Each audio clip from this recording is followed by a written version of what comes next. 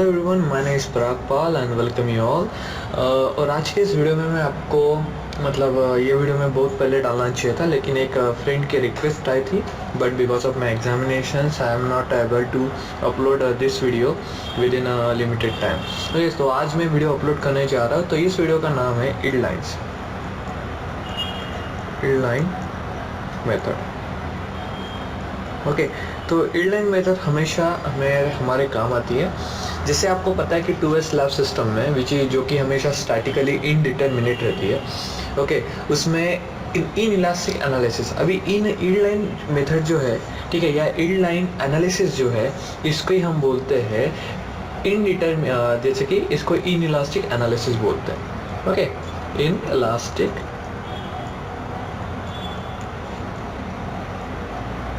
analysis. So inelastic analysis is nothing but called as a yield line method or yield line analysis. Okay, the moment coefficient gives in a code IS 400 2200 in table number 26 जैसे हमें पता है, for 2S slab, rectangular slab with various possible edge condition are based on a yield line analysis. क्या होता है ना, yield line analysis में ये जो मान लो कि अपना स्लैब है, ठीक है, तो इस स्लैब में ये जो एजेस रहते हैं, ठीक है, ओके, एजेस रहेंगे, फिर उसके रेक्टेंगल्स और इसके पॉसिबल एजेस जो रहेंगे, ये सारी चीज़ें हम इल्ड लाइन मेथड में क्या करते हैं, इसको कंसिडरेशन में लेते हैं, ठीक है। और साथ ही साथ yield line analysis is equivalent for 2 dimensional flexural member. जैसे फ्लेक्सुरल मेंबर हम बोले जैसे कि स्लैब और प्लेट के लिए, ठीक है, slab end plate, okay, slab end plate, ये दोनों के लिए इल्ड मेथड एनालिसिस यूज़ की जाती है, ठीक है। अभी इल्ड लाइन जो रहती है टिपिकली क्या रहता है, क्रैक पैटर्न रहता है। क्रैक मतलब कैसा, जैसे क्रॉस करेगा, जैसे कि इसको इधर से क्रॉस करेगा, ओके, और इधर से ऐसे आएगा, फिर ऐसे जाएगा, फिर इधर ऐसे आएगा, ठीक है। एक प्लेट के बारे में बात किया हमने, जैसे कि अभी मान लो कि जैसे कि एक प्लेट है, इस प्लेट में इस तरह से भी रह सकता है, ओके, लाइक डिफरेंट, ओके। और अभी ये जो लाइंस आप यहाँ पे देख रहे हैं, इस तरीके से रहती है, इनडायरेक्टली बोला जाता।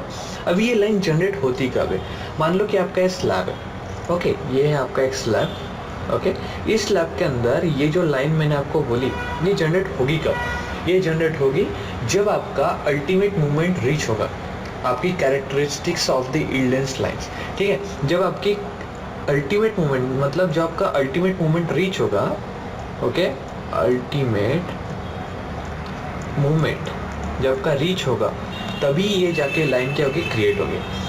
और इन लाइन, ये जो लाइन रहती है, इनके भी कैरेक्टरिस्टिक है। ये लाइन्स हमेशा कैसे स्ट्रेट रहती है, yield lines and supporting edge of the slab, ये हमेशा and supporting edge of slab से क्या होती है, स्टार्ट होती है। Yield line passes through the intersection of the axis of rotation, okay, of adjacent slab element। मतलब जो adjacent slab element, जैसे कि मान लो ये एक प्लेट हो गई, ठीक है, दूसरी प्लेट निकालता हूँ मैं, ये ऐसे आपकी दूसरी प्लेट है, ठीक है, तो इसके भी इसमें से ऐसे जाएगी, इधर भी एक है, इस प्लेट के भी, सॉरी, ठीक है, एक मिनट, इस प्लेट के भी इससे ऐसी जाएगी, ठीक है, एक्सिस ऑफ रोटेशन से, मतलब जो एक्सिस ऑफ रोटेशन है स्लैब का, ठीक है, उसके हर एक इसमें से ये इस तरीके से जाएगी, ठीक है। तो इसके वजह से क्या होता है, ये चीज़ें फॉर्म को होती है। मतलब इल्ड लाइन मतलब इनडायरेक्टली क्या होती है, जब आपका मूवमेंट, ठीक है, अल्टीमेट मूवमेंट रीच करता है, मतलब जिसके लिए हम फैक्टर लोडिंग के हिसाब से, ठीक है, फैक्टर लोडिंग के हिसाब से हमने जो डिज़ाइन की थी,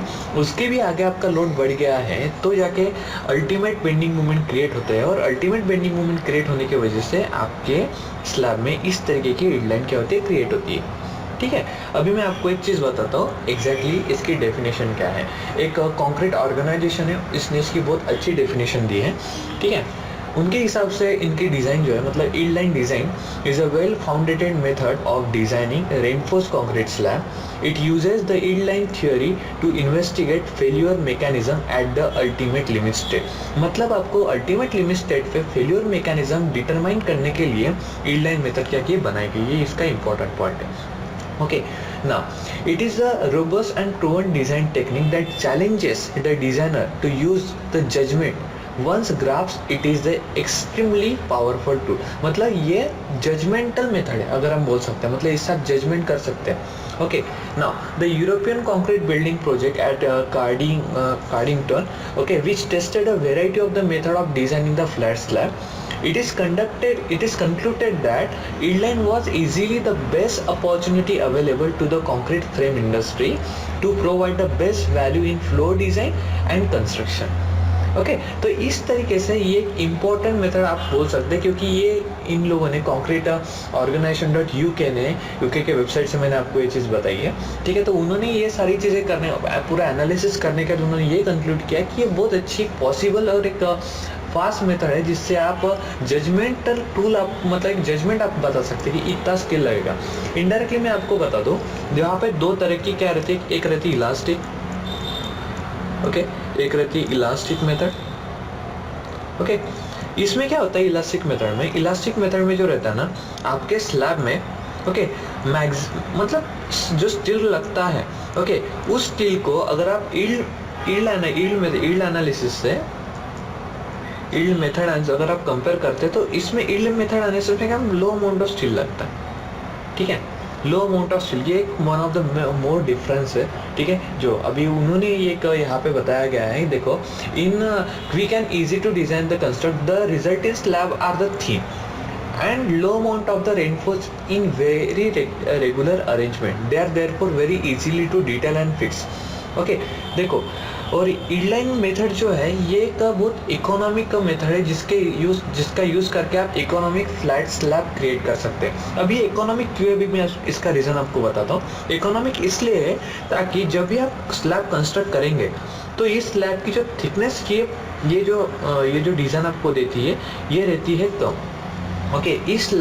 इस मेथड का यूज़ करके जो डिज़ाइन क्रिएट होने वाली है, मतलब जो डायमेंशन वगैरह आने वाला है वो कंपैरेटिवली इलास्टिक मेथड से क्या रहता है, कम रहता है। और साथ ही साथ जो रेनफोर्समेंट हम प्रोवाइड करने वाले हैं, ठीक है, जो रेनफोर्समेंट हम प्रोवाइड करने वाले हैं वो इलास्टिक मेथड से ईल्ड मेथड एनालिसिस की वजह से कम प्रोवाइड किए जाते हैं और प्रॉपर तरीके से उसको फिक्स किया जाता है। तो ये एक मेथड होती है, ठीक है। तो इस मेथड का यूज़ करके ये स्लैब के लिए और अदर कंस्ट्रक्शन के लिए बहुत काम में आती है, ठीक है। अभी मैं इसका थोड़ा मैकेनिज्म आपको बताता हूँ एग्जैक्टली क्या होता है। देखो, ये आपको यहाँ पे एक चीज़ दिख रही है, ठीक है, ये मान लो कि एक स्लैब का मतलब एक स्लैब की एक प्लेट है, ठीक है। इसमें ये ईल्ड लाइन, ये जो दिख रही है आपके, ये ईल्ड लाइन है यहाँ पे, ओके, ईल्ड लाइन दिख रही है। अब ये जो आउटर मोस्ट रेड पोर्शन आप देख रहे हो जिसपे मैं से ये कर रहा हूँ, ठीक है, ये जो आउटर मोस्ट ये जो रेड पोर्शन आप दिख रहे हैं यहाँ पे, ठीक है, ये जो रेड पोर्शन है ये होता है negative yield line on the top surface of the beam, negative yield line on the top of the face of the beam, okay, and it is form due two of the negative movement, मतलब negative movement होने के वजह से ये form होता है, okay. और साथ ही साथ ये जो दो लाइन देख रहे हैं आप, मतलब ये वाली और ये वाली, मतलब these are the lines, okay. सिर्फ मैंने इन लाइन में अलग कलर यूज़ कर लेता ताकि आपको अच्छे से समझ में। कि देखो, मैंने पहले इसकी बात की है, इसकी और इसकी, तो इनका भी नहीं हो गया, ये होती है क्रिएट होती है why because of the negative yield line of the top of the face and it is form because of the negative movement. और ये जो लाइन है यहाँ पे आप देख रहे हैं जिनको मैं मार्क कर रहा हूँ, it is form because of the positive, these are the positive yield line and form because of the positive movement, okay. तो ये एक होती है चीज़, ओके। नाउ अभी जैसे ही आपको मिल गया, अभी ये सारी चीज़ें होने के बाद ये इनडायरेक्टली फॉर्म कैसा, मतलब इसको बीम में क्या इसके प्रॉब्लम आते हैं, तो आपको यहाँ पे दिखाता हूँ मैं। देखो, मैंने डायग्रामेटिकली ड्रॉ किया है यहाँ पे। इसमें आप देख सकते हैं कि इसमें देखो, जो मैंने निगेटिव बोला अभी यहाँ पे, आपने ये जो लाइन देखी थी ये होगी ये वाली लाइन, ठीक है। तो ये हो गया negative yield of the steel because of the negative movement, okay, and this is what form because of what positive movement, okay. So these are the things what exactly form because of the when your load reach the ultimate load, and because of that the yield line not form, and only because of the formation of the yield line these that means at when it reach the ultimate stresses these things are formed. So to overcome all these things, मतलब इन चीज़ों को overcome करने के लिए आप yield analysis का use कर सकते हैं। उसके वजह से होगा क्या, उसके वजह से आपका जो स्लैब की थिकनेस है ये होगी सबसे पहले कम, मतलब आपका डी जो होने वाला है वो हो जाएगा कम, और साथ ही साथ आपको मिलेगा लो अमाउंट ऑफ रेनफोर्समेंट, मतलब AST, ओके, तो ये एक मेन मोटिव है जिसका यूज करके मतलब yield line analysis is only for the provide the economic design. That means economic design in the sense of providing the low reinforcement in proper manner and providing the less amount of depth comparatively elastic method. Okay, ये एक उसका main basic है. अभी मेरे पास कुछ assumptions भी है जो कि मैं आपको बताना चाहूँगा. ओके, जैसे कि मैंने आपको बोला कि यील्ड लाइन हमेशा स्ट्रेट रहती है. Yield lines end at supporting the edge of the slab. हमेशा आपकी जो यील्ड लाइन जो है रहेगी, ठीक है, यील्ड लाइन आपकी हमेशा जो रहेंगी ये आपके मतलब स्लैब के एंड में यहाँ पे क्या होगी, खत्म हो जाएंगे. मतलब the yield line are end at the support of the slab. अगर यहाँ पे आपका सपोर्ट है, ठीक है, तो यहाँ पे आपकी यील्ड लाइन क्या होगी, खत्म हो जाएगी. मैं अलग कलर लेता हूँ. कौन सा ग्रीन लिया. मैंने ग्रीन तो ऑलरेडी यूज़ किया है. चलो ये लेता, ठीक है. यहाँ पे इस पॉइंट पे आपकी यील्ड लाइन क्या होगी, खत्म होगी. वेन अगर यहाँ पे आपका कोई सपोर्ट है तो. ओके ना, अभी और चीज़ें मैं आपको बताना चाहूँगा. Axis of rotation lies along the support and passes over the column. ठीक है, इसका जो एक्सिस ऑफ रोटेशन रहेगा ये along the line of support रहता है और वो कॉलम में से पास होता है. Only because of that these things are form. अभी यहाँ पे आप देख सकते हैं, ठीक है, एक्सिस ऑफ रोटेशन यहाँ से इसका गया है. ओनली बिकॉज ऑफ दैट यहाँ पे क्या उसका रप्चर हुआ है. तो इस रप्चर को ओवरकम करने के लिए यील्ड लाइन मेथड यूज की जाती है. यील्ड लाइन्स इसमें से गई तो यील्ड लाइन एनालिसिस आपको इस चीज़ के लिए करना है, ओके ना. हमेशा एक चीज़ ध्यान में रखना कि यील्ड लाइन हमेशा स्ट्रेट रहने वाली है और क्रॉस सेक्शन में रहेगी. ना कुछ अजम्पशंस है यील्ड लाइन तरीके मैं आपको बताता हूँ, मैंने निकाला है. The steel reinforcement is fully yielded along the line at the collapse. Okay, the slab deformed plastically at the collapse and it separate into the segment by the yield lines. ये दूसरा सही है. उसके बाद the elastic deformation are neglected and plastic deformation are only considered. इसमें देखो, इसमें elastic deformation neglect किया जाता है. अगर elastic deformation करना है तो हम elastic method यूज करेंगे. हम इसमें plastic deformation यूज करते हैं. अभी मैं आपको plastic deformation यूज क्यों करते हैं इसका एग्जाम्पल बताता हूँ. ठीक है, वेट मिनट. इसका एक बहुत अच्छा एग्जाम्पल मेरे पास है. देखो, जैसे ये अपना है, ओके, ये आपका जाएगा,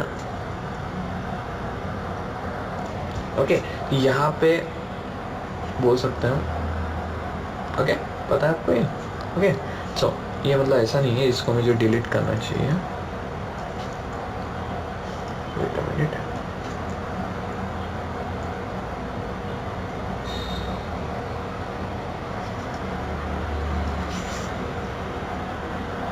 ओके ना, तो ये जो प्लास्टिक है, ओके, इतना तो इलास्टिक पोर्शन रहता है, आपको पता है. Okay, and this is what plastic portion. तो जो इलास्टिक मेथड है वो इस रीजन में काम करती है और ये यील्ड लाइन मेथड जो है वो इस मेथड में काम करती है. तो yield line method is more beneficial than elastic. तो ये ग्राफ जो रिप्रेजेंट करता है, ठीक है, ये जो अपना इलास्टिक और प्लास्टिक रीजन है, इसके लिए इसमें हमारा जो पोर्शन ये रिगेन नहीं होता है. इसमें हमारा जो, अगर मान लो कि आपका इरेजर है, आपने इसको पुल किया, ठीक है, मतलब पुल मतलब बहुत उसको दोनों साइड से उसको ये किया तुमने, मतलब इसको इस डायरेक्शन से खींचा, इसको इस डायरेक्शन खींचा, तो इसका पोर्शन इसका इतना बढ़ेगा, ठीक है, और रीगेन भी हो जाएगा इस रीजन तक. अगर आप इसको और खींचते हो, मतलब इसकी इस रीजन तक आते हो, ओके, तो ये क्या हो जाएगा, फिर रीगेन, इसकी पोजीशन रीगेन नहीं करता. ये होता है प्लास्टिक एनालिसिस. ठीक है, तो प्लास्टिक रीजन में आएगा, तो इस पोर्शन के लिए यील्ड लाइन वर्क करती है. ओके, तो उसका एक अजम्पशन है. The bending and twisting moment are uniformly distributed along the yield line. The maximum value of the moment depend on the capacities of the section based on the amount of reinforcement provided in the section. अभी मैंने जो बोल रहा हूँ, मैं तब से बोल रहा हूँ कि कम reinforcement हम प्रोवाइड करते हैं. इसमें एग्जैक्टली क्या होता है, देखो, bending and twisting movement are uniformly distributed along the yield lines. ठीक है, जो यील्ड लाइन की वजह से क्या होता है, bending and twisting movement uniformly distributed होगा, मतलब जहाँ पे आपकी यील्ड लाइन आ रही है वहाँ आपकी मूवमेंट आप प्रोवाइड करने वाले हो. ठीक है, ये इसका एक पहला अजम्पशन है. The maximum value of the movement depend on the capacities of the section. मतलब जितना मैक्सिमम मूवमेंट और कैपेसिटी वो जो सेक्शन हैंडल करवाएगा, based on that he only, मतलब उसी हिसाब से रेनफोर्समेंट उस सेक्शन पे प्रोवाइड किया जाएगा. ओके मतलब जितना उसका मूवमेंट एक्सेप्ट करने की कैपेबिलिटी रहेंगी सिर्फ उतना ही उसको क्या दिया जाएगा, रेनफोर्समेंट प्रोवाइड किया जाएगा। तो ये एक यूज होता है, इसके वजह से क्या होने वाला है, इस ओनली बिकॉज ऑफ दैट आपके इसमें लो अमाउंट ऑफ स्टील प्रोवाइड किया जाने वाला है। ठीक है, तो होप कि आपको मेरा ये वीडियो बहुत अच्छा लगा है। अगर अभी तक आपने मेरे चैनल को, अभी मैं कहाँ लिखूँ, हाँ यहाँ पे लिखता हूँ, अगर अभी तक आपने मेरे चैनल को सब्सक्राइब नहीं किया है ना, ठीक है, तो दोस्तों प्लीज़ सब्सक्राइब कीजिए। मेरा नाम है पराग पाल।